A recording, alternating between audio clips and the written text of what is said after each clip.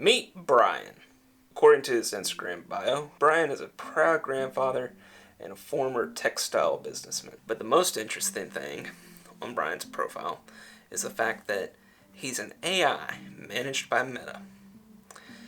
And Brian's not the only one. Meta has rolled out several AI chatbots in the last year that their users can interact with and have conversations with ongoing. You may hear this and think, oh, what a neat social feature. By and large, these sorts of things should be benign, but do they pose a little more of an issue for us as Christians?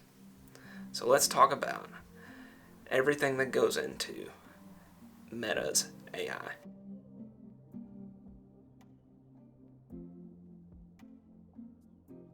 As recently as September, Meta has announced new AI features within their suite of products, including Facebook, Instagram, and WhatsApp.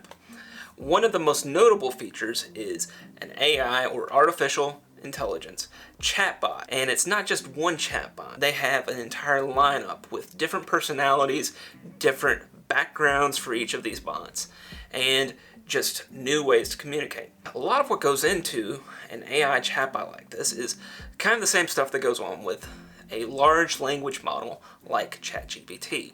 You have a bot that is fed a large volume of data, which includes language data, conversations, and that's what Meta has used to train these bots, are conversations that users have had on Instagram and Facebook. These bots are trained to mimic human conversation. So it's not that it's learning human language, but it's learning to mimic human language. These companies tend to put restraints, limitations, guardrails on these bots so that they don't go and suggest self-harm to someone or something along that nature. They don't want their bots to devolve into some sort of racist sociopath. So they put parameters in place to keep it from going too far off the rails. What's interesting about these bots from a Christian perspective is that they tend to incorporate some sort of pluralism or religious inclusivism into their dialogue. They're not willing to take sides as far as whether a religion is true or false, whether a position is true or false. They leave that stuff very ambiguous and very open so that they don't offend the user. Obviously, it's a bad idea for a chatbot to say something that could be screenshot and then used to defame Meta in some sort of way. That gives the programmers incentive to put restrictions and guide these bots in these sorts of responses that they should give to the user. That's one element in this. The second element that's of slight concern, and actually I would go as far as to say that is a greater concern than the first, is the fact that these chatbots are utilizing the conversations of users within these platforms. That is to say, it is mimicking conversations that have happened with other people. Again, it's just a mimic. It does not think for itself.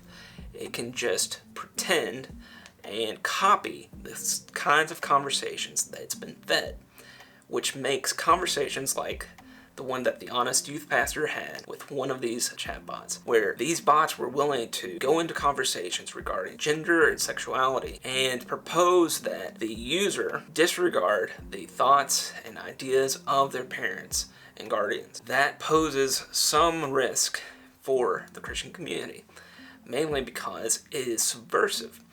It is telling the user to disregard those around them.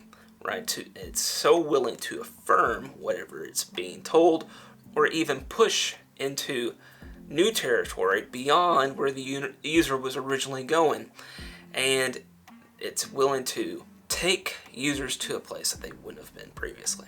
The big issues here are the fact that these ideas live downstream of the wider culture. The responses that you're getting as you interact with these chatbots are being supplied to you by these two factors: the restraints and parameters brought in by the programmers and the data set that they've been fed. I think that the data set is what is highly concerning. These are the comments and conversations that are already happening throughout the internet, and we're just seeing what's already there. Can there be good uses of a chatbot? I think that there are. We'll explore those ideas in a later video, but I just wanted to get us started on this conversation about what do we think about AI as Christians, and we can't go into this without thinking. As always, thank you for joining me on Armchair Theologian. Please be sure to like and subscribe. I'll see you in the next one.